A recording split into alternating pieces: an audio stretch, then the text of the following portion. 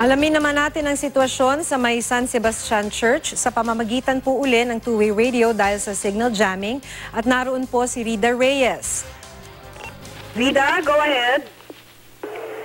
Yes, Maki, alam mo, yung mga deboto ng Poong Itim na Nazareno na galing sa Quirino Grandstand kagabi at pinili na huwag na sumabay doon sa masikip na prosesyon. Ito na lamang sa Basilica Minore de San Sebastian dumiretso, no? Ito yung San Sebastian Church.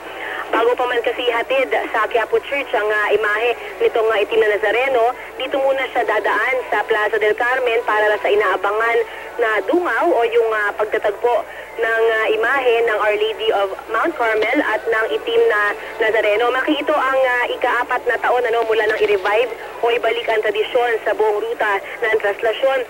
Ipapakita rito ang pagtatagpo ng Mahal na Ina at ng kanyang anak habang buhat nito ang kanyang krus bago siya ipako.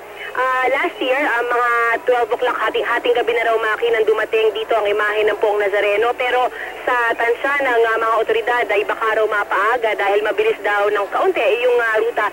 So yung expectation nila dito, mga around 8 o'clock ay narito na ang Poong Itim na Nazareno.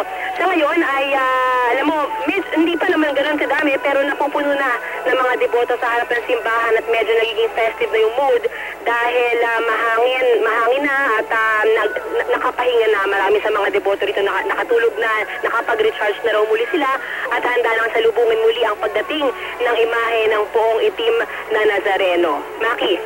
Maraming salamat, Rida Reyes.